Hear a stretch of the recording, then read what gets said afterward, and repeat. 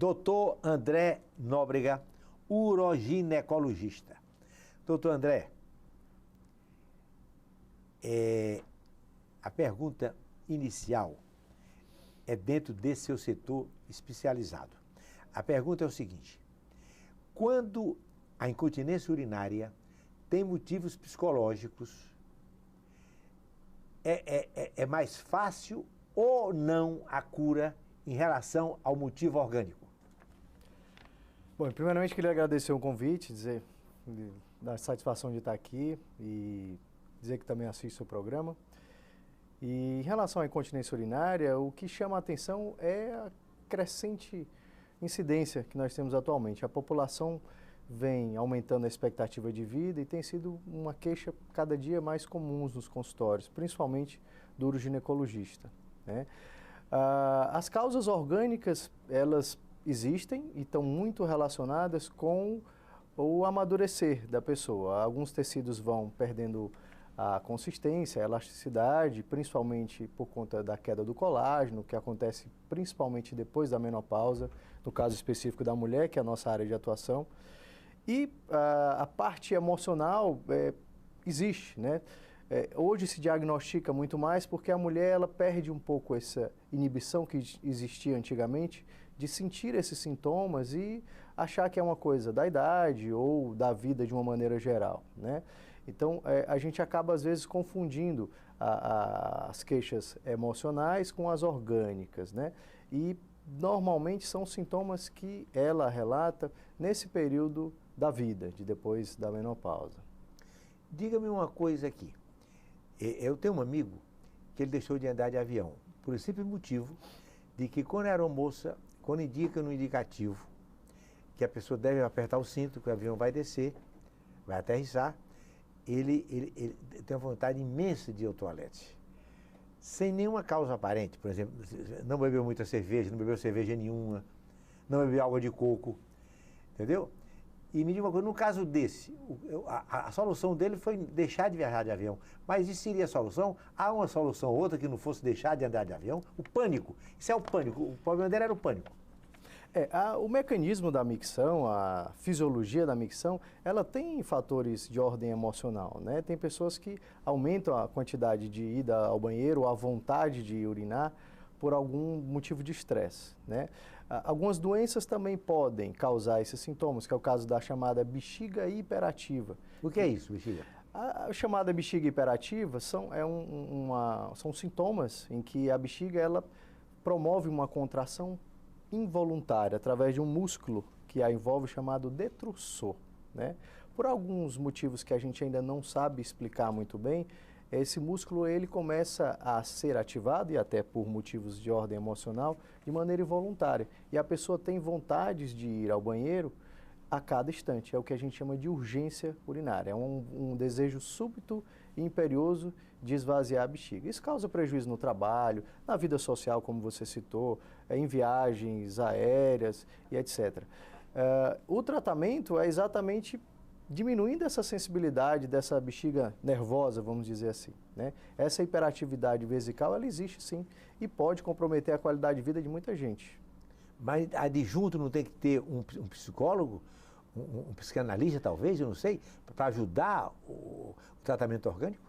Sim, se nós definimos que existe algum cunho emocional, é importante que o tratamento seja multidisciplinar. Hoje, a uroginecologia ela trabalha com equipes multidisciplinares, em que a gente atua com a turma da fisioterapia, promovendo esse relaxamento muscular, desse músculo que eu lhe falei, as medicações, existem até terapias com uso de botox. O mesmo botox que a gente utiliza na face, a gente também pode aplicar em casos de exceção e com falência do tratamento clínico na própria bexiga.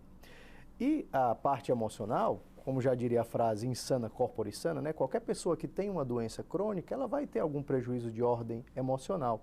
E sim, a gente pode ter a associação do psicólogo ou do próprio psiquiatra no sentido de minimizar esses sintomas, né? Sendo a cerveja e a água de coco reconhecidos diuréticos, recomenda-se o uso dessas bebidas em quantidade, sobretudo no caso, por não conter álcool, água de coco? É interessante esse incentivo a micção para a saúde da pessoa? É importante.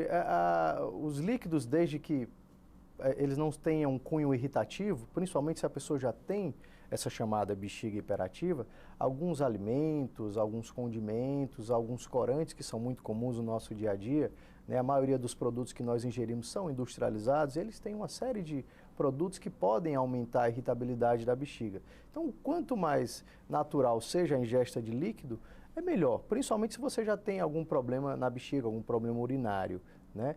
A gente sabe que a cafeína é um grande irritante vesical, né? A nicotina para quem fuma, né? E a água de coco, por ser um líquido natural, ele é muito recomendado. A gente só não recomenda que a pessoa ingira muitos líquidos, principalmente no caso da mulher depois da menopausa, à noite, porque isso vai promover micções noturnas que são muito desconfortáveis, né? Se prega muito a ingesta de líquidos todos os dias, mas não existe uma receita para isso. O ideal é que você beba uma quantidade de líquido que faça com que o seu sistema urinário urine pelo menos 2 litros por dia, né? E sendo o ideal que essa ingesta de líquido seja mais durante o dia, para que à noite você tenha o seu descanso, você não precise levantar várias vezes para poder esvaziar a bexiga. Eu li uma reportagem certa feita falando de um mal que é o seguinte: a pessoa sente vontade de fazer pipi, vai ao banheiro, mas o organismo, por qualquer razão, retém parte do líquido que deveria ser expelido. A pessoa não está sabendo que o organismo está sendo danificado por causa desse líquido que é retido. Me diga uma coisa, esse mal é muito comum ou é uma coisa muito rara? É muito comum, principalmente hoje em dia. Como eu falei, com o aumento da longevidade, esses defeitos de esvaziamento da bexiga são muito, muito comuns. E eles geram uma retenção, uma sensação de esvaziamento incompleto, né? É o que a gente chama de volume residual. E o pipi faz mal ao organismo? Aquele líquido que é retido faz um grande dano ao organismo? A urina é um meio de cultura, né? Então, ela estando extasiada, parada, ela tem por si só bactérias, né? Então, aquelas bactérias, elas podem proliferar e causar infecções, dores, incômodos, né? E o desconforto da pessoa urinar de maneira descontrolada, ter episódios de urgência, achar que urinou não completamente, ter desejos súbitos de urinar, que são sintomas muito comuns, principalmente quando você tem infecções do trato urinário. Que papel dá-se muita importância ao desempenho dos rins? Essa importância é correta ou é excessiva a importância que nós damos ao rim nos problemas urinários? O rim tem um papel fundamental no funcionamento do organismo, né? Eles são filtros naturais, né? E eles devem ser preservados, né?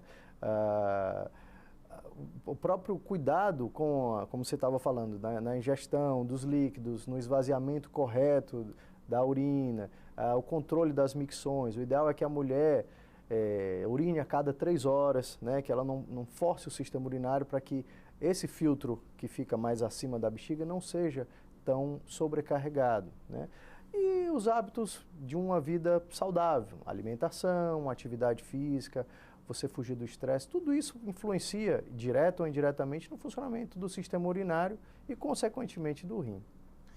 Doutor André, no caso da criança, da mais tenra, que faz pipi na cama ou na rede, conforme o caso, é caso de preocupação dos pais ou é um fato absolutamente normal? A enurese noturna, né, que é o termo que a gente usa na medicina para esse tipo de problema. Como é o termo mesmo? Enurese noturna. Enurese? Ele, até uma certa fase da infância, em que ocorre uma imaturidade do sistema de micção, ela é normal, né? A gente deve, em alguns casos, a criança pode estender um pouco mais esse período, né? E aí vale a avaliação do médico, da família, né?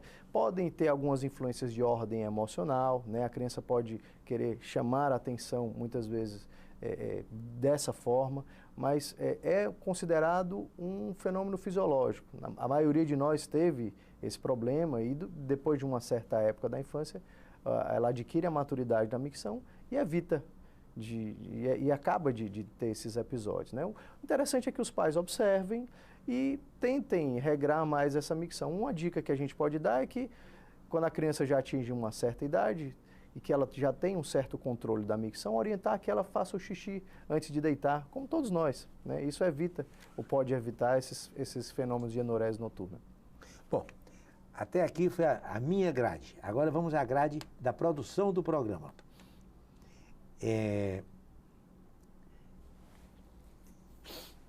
Aqui fala, incontinência urinária de esforço, isso é o problema do trato urinário feminino, não é?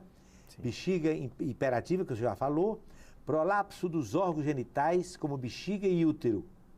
O que é que vem a ser exatamente isso? É a conhecida queda de bexiga, né? É muito comum hoje em dia, com o aumento da longevidade das mulheres, esses fenômenos dos prolapsos, que são a queda das vísceras que a mulher tem, o útero, a bexiga, o próprio reto, e eles têm uma comunicação direta com a vagina. E alguns fatores causam ou podem proporcionar esses fenômenos. A própria idade, a queda dos hormônios da mulher, que acontece depois da menopausa, esses hormônios têm um papel fundamental na manutenção dessa estática que a gente chama, né? Os partos, mulheres que tiveram muitos partos, principalmente os partos por via vaginal, os partos normais, né? E são sintomas que acabam prejudicando a qualidade de vida da paciente. Eles podem vir juntos com a incontinência urinária, que é aquela perda do xixi quando dá tosse, quando dá uma risada, quando ri, quando espirra, e aquela sensação de peso saindo pela vagina, né? Os prolapsos são divididos em estágios, que são estágios que são muito poucos ou não perceptíveis na paciente, e tem os estágios mais avançados, o terceiro e quarto estágio, que dão aquela sensação daquela bolinha saindo de dentro da vagina, que incomoda, prejudica na atividade sexual, pode, em casos extremos, até dificultar o funcionamento de órgãos como o rim, né? E existe tratamento, né? Esse constrangimento que existia no passado, hoje já não é tão comum. A mulher hoje ela busca o tratamento, principalmente a mulher moderna, que tem uma vida ativa, que quer continuar a sua vida sexual, mesmo depois da menopausa, ela tem a cada dia mais buscado o tratamento. E as técnicas, que são muitas vezes cirúrgicas, embora existam outros tratamentos, também têm evoluído. E a gente tem conseguido dar uma boa resposta na maioria dos casos. Qual o percentual da danificação no rim para se dizer que esse rim está perdido? Vamos calcular. São 2 rins, não é? Cada qual tem uma capacidade de 100. Qual o percentual para dizer que esse rim está perdido? Você pode usar uma série de parâmetros, né? Que são desde parâmetros laboratoriais, né? O chamado clearance de creatinina, os próprios níveis de creatinina, que são exames específicos que nós fazemos, tanto no sangue como na urina, e as próprias manifestações clínicas da paciente, né? Que é a própria diminuição ou ausência da urina, né? O exame laboratorial de creatinina diz respeito diretamente aos rins? Sim, ao funcionamento dos rins, né? Existe uma elevação desses níveis quando a função do rim não está muito boa, né? E, além desse, você pode fazer outros testes. Nunca esquecendo que a própria história e o exame físico da paciente é fundamental para que você construa, através de uma investigação, né, que é o trabalho do médico, essas dúvidas, esses questionamentos. Voltaremos, mas só depois dos nossos benditos comerciais.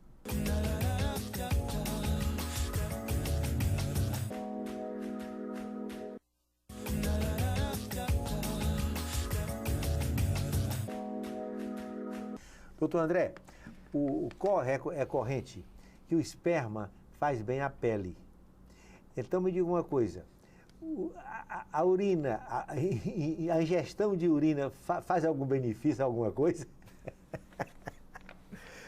Eu confesso que eu nunca li nada a respeito e sei a respeito do benefício do esperma para a pele. Nem, muito menos. Muito menos. Da urina também. A urina é um excremento como as fezes, né? E ela tem algumas impurezas vindas de um filtro chamado rim, né? E como uma impureza, ela tem alguns subsídios, alguns detritos, algumas substâncias que são são eliminadas e, portanto, não devem fazer parte do funcionamento do corpo. Então, eu confesso que eu nunca li nada e nunca vi nenhum trabalho científico que mostre o benefício da ingesta de urina. É porque essa história da entrevista que o primeiro-ministro japonês, quando fez 100 anos, a imprensa procurou em Tóquio e então ele disse algumas razões da longevidade dele, que ele andava tantos quilômetros por dia, que ele não comia carnes vermelhas, que ele não fumava, nunca tinha fumado e que nunca não bebia álcool. E então os repórteres foram se retirando e disseram, não, peraí, eu não disse a principal razão. É que eu tomo todo dia meio litro de urina. Esse primeiro-ministro disse, apontando isso como a razão, a maior razão da longevidade dele, acima da continência às carnes vermelhas, não beber álcool, nunca fumou, andar tantos quilômetros por todo dia. Daí a razão de eu ter lhe feito a pergunta. Sim, entendo. Bom, essa questão da incontinência urinária ter se apresentado tão comumente nos dias de hoje, você mais ou menos já tocou no assunto, em relação a que a vida hoje está mais longa das pessoas? Também. Para o progresso da própria medicina, face ao progresso? Também, Mas eu vejo, de certa forma, também por um avanço. A mulher moderna hoje, ela busca mais, né? Os sintomas de incontinência urinária, eles provavelmente eram muito mais comuns do que se pensava. Mas existia um constrangimento da paciente em achar que aquilo era uma coisa normal. O que vem a ser incontinência urinária? É uma perda que você não está prevendo de urina, é uma perda involuntária da urina sem que você queira, em situações relacionadas ao esforço ou a uma contração da sua bexiga. Isso causa em qualquer pessoa um prejuízo social tremendo. A mulher hoje em dia, ela passa muito mais tempo na rua do que em casa, né? Quando você está em casa, você tem menos prejuízos sociais e higiênicos do que se você estiver na rua, trabalhando, exercendo uma vida mais moderna como é o que acontece com a maioria das mulheres hoje em dia. Então, elas buscam mais o tratamento e, consequentemente, o diagnóstico. Consequentemente, a gente tem diagnosticado mais. Hoje, nos Estados Unidos, se gasta quase 20 bilhões de dólares no tratamento dessas doenças. Mais da metade das mulheres, depois da menopausa, tem incontinência urinária, né? Então, são sintomas muito, muito, muito comuns e que a gente ainda acha que são subdiagnosticados. É bem provável que existam muito mais mulheres que tenham esses sintomas e por constrangimento, por serem sintomas íntimos e relacionados à intimidade, causa um certo constrangimento. Mas isso tem mudado e a gente tem conseguido diagnosticar e evoluir mais no tratamento que, logicamente, quando é feito com mais precocidade, a gente tem um sucesso maior. Procede a afirmativa de que após o parto normal a mulher fica mais sujeita à incontinência urinária? Muito interessante você perguntar isso, porque isso era uma verdade praticamente absoluta e que a gente hoje sabe que não é bem assim. É fato de que o parto vaginal ele pode causar um risco maior, principalmente se ele for muito mal assistido por uma pessoa que não tenha prática no parto, independente de ser um médico ou não. Ele pode causar algumas lesões e essas lesões podem causar a queda da bexiga e, consequentemente, a incontinência urinária.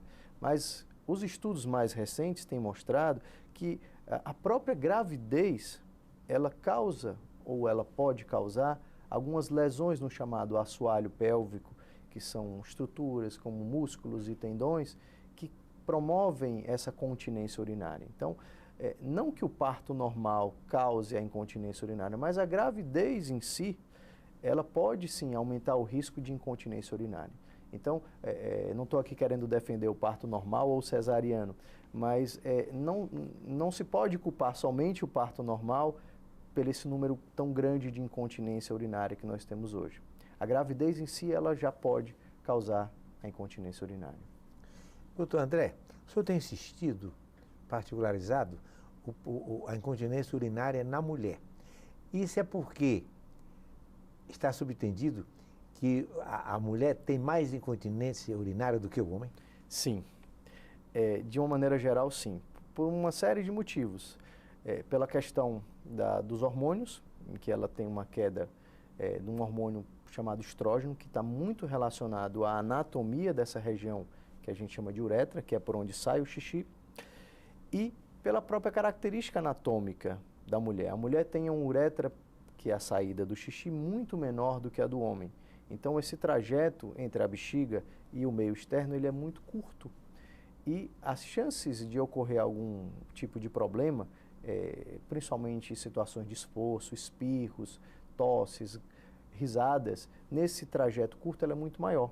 Soma-se a isso, o mecanismo esfincteriano da mulher ele é diferente do homem. Então, em relação ao esforço, ela tem uma tendência maior, sim, a ter incontinência urinária do que o homem.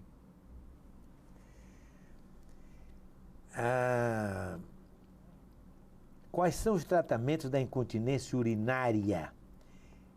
Existe a cirurgia para a incontinência urinária? Sim.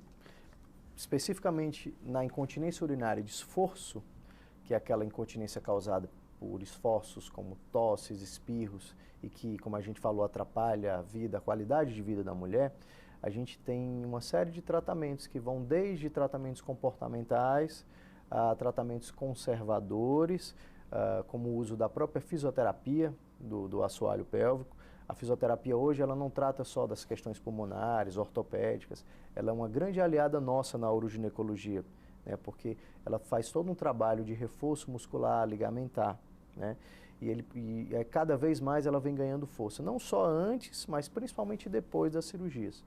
As cirurgias são basicamente hoje pautadas com o uso de próteses, que são telas, que são chamados slings, né, que é um termo em inglês que significa rede.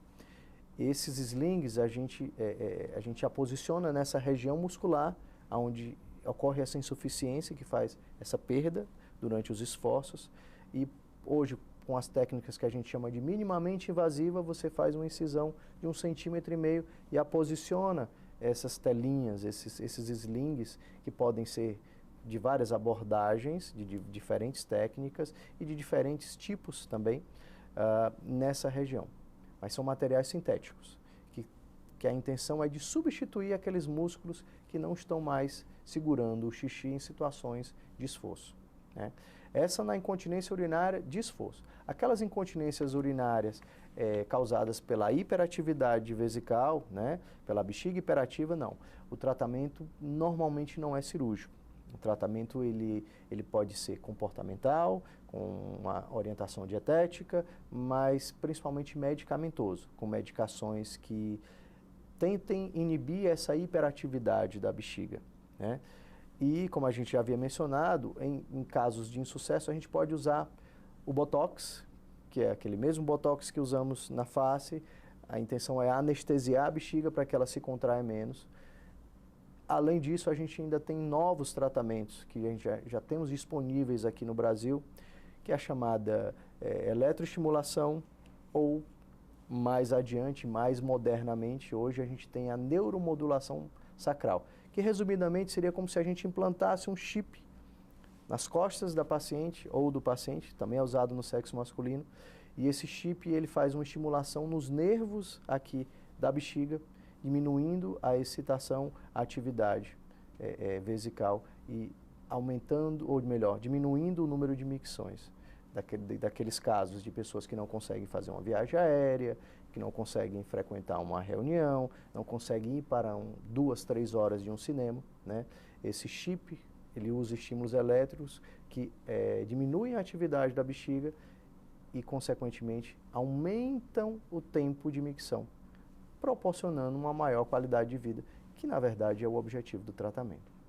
É elevado o grau de sucesso da cirurgia face à incontinência urinária? Sim, na incontinência urinária de esforço, com o uso das novas telas e das técnicas que são minimamente invasivas, sim, você tem uma taxa de sucesso de 80% a 90%, em comparação com as técnicas que nós utilizávamos na década de 60, que eram as famosas suspensões de bexiga. Depois de algumas teorias, de alguns autores, descobriu-se que nós estávamos tratando errado as pacientes. A melhor forma de tratar a incontinência urinária não é mexendo na bexiga, e sim na uretra. Isso foi descoberto recentemente através de algumas teorias. E com essas teorias nós conseguimos modificar os tratamentos, melhoramos as técnicas clássicas que a gente utilizava e hoje a gente trabalha com cirurgias minimamente invasivas e maximamente efetivas, com a chance de cura, dependendo do caso, de 80% a 95%.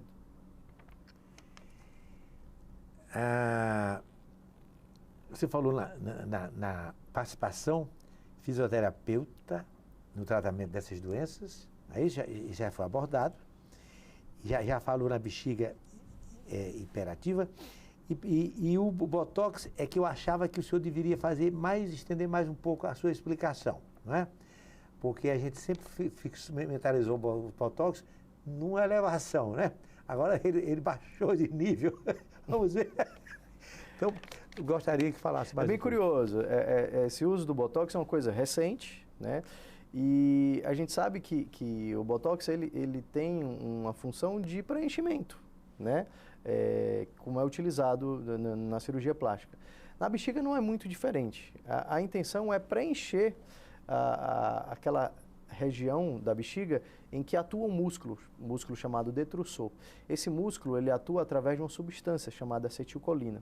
E a presença desse Botox que a gente faz é um tratamento relativamente simples. A paciente pode fazer em um ambiente quase que ambulatorial, em que você entra através de uma microcâmera dentro da bexiga da paciente e sob visualização você faz de 20 a 30 aplicações de 1 ml mais ou menos dessa substância, a mesma Botox, só que com uma diluição um pouco diferente. A intenção é aplicar em toda a bexiga da paciente ou do paciente, no sentido de você criar uma capa, uma membrana, muito parecida com o que se faz na pele, tá? E assim como na pele, esse efeito ele não é definitivo, ele é transitório, né? Normalmente, em média, os efeitos do Botox na bexiga duram em torno de 6 a 9 meses e são necessárias novas aplicações, né? Mas os resultados têm sido muito bons, né? E a técnica tem se desenvolvido a cada ano. Até domingo.